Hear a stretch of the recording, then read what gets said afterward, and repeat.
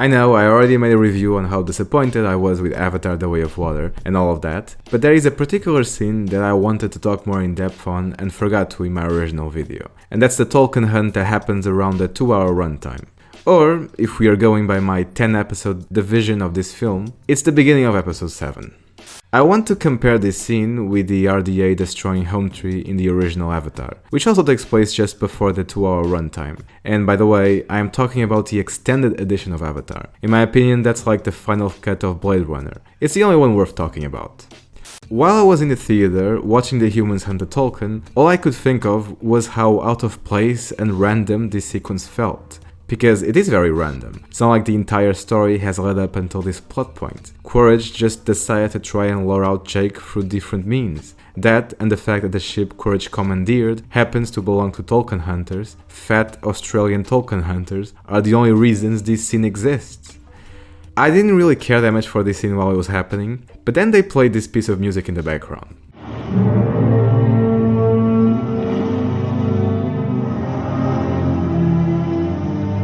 And I was like, wait a minute, this is the exact same music used in Avatar when Home Tree went down.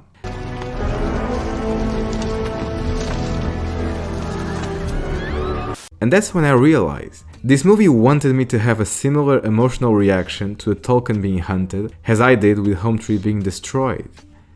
No, that's not how it works. You can't just play a random sequence of humans being evil towards animals, use the same music, and expect the same results. That's not at all how it works. This comes off super cheap when compared to the original. And here's why. Avatar has a strong narrative. Everything from the beginning of the film has led up until this point in the story. The destruction of Home Tree is not an arbitrary event that happens because one of the bad guys had a new idea. It's the culmination of everything that came before. It's what the antagonist wanted to do for a long time, but didn't have an excuse to do it. The attack on Home Tree happens after the Na'vi attacked the humans as retribution for the destruction of the Tree of Voices. This, combined with Jake's view that the Na'vi will never abandon their home willingly, gave the RDA the ammunition they needed to launch an attack. And thanks to all the time Jake has spent with the Na'vi, learning their ways and becoming one of them, the destruction of Home Tree has a real emotional impact on the viewer. It's sad watching the Blue Cat people seeing their home destroyed in the blink of an eye.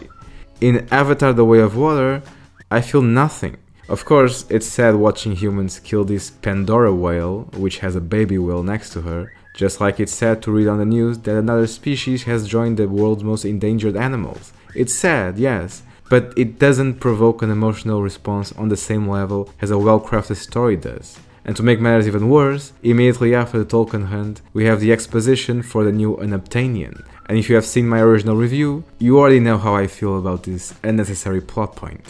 I'm not disregarding the people who felt something real while watching this scene, just like I don't discount the feelings of people who feel something when a random dog dies in a movie. It's sad, yes, but it's also cheap.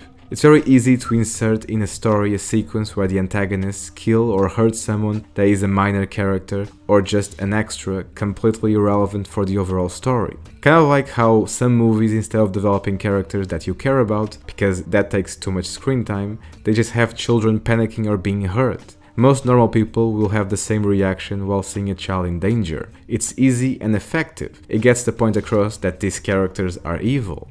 But that's just it. We already know that the humans in Avatar movies are the evil ones. Making a scene like this feel redundant and out of place. These type of scenes only work in the beginning of a story, like the Empire attacking the rebels in the beginning of Star Wars. It's easy to identify who the bad guys are, especially with Darth Vader being dressed in black, the favorite color scheme of evil characters.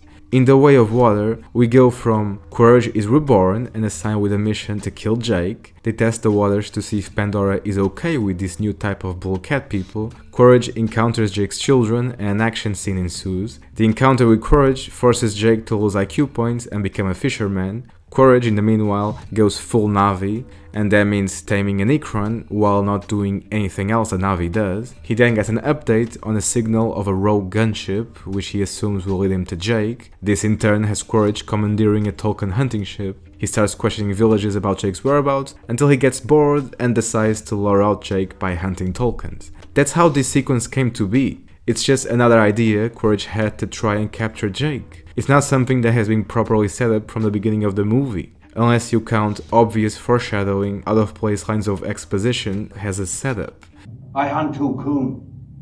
That's what I'm rigged for, that's all my guys do. This sequence is when I was officially out. Until this point in the movie, I was still enjoying certain moments, like the water scenes, but after this sequence, I stopped caring about the plot. Although part of me was still curious on how the ending would turn out. A lot of critics praise the last hour of this movie as phenomenal. Having watched the last hour a few times now, I have no idea what they found to be so great about it, but that's a story for another video. Today I just wanted to publicize how annoyed I was at this scene, especially when they had the balls to play the same music as when Home Tree was destroyed. It's irritating when a movie thinks this is enough. But considering the amount of people that erroneously believe this movie is superior to the first Avatar, then maybe doing the bare minimum is enough after all. What do I know? At least it's going to be fun following the box office run for this film. Even though I didn't like it, I still want it to become the #1 movie worldwide. James Cameron beating the odds for a third time is something only James Cameron can do. Anyway, see you next time.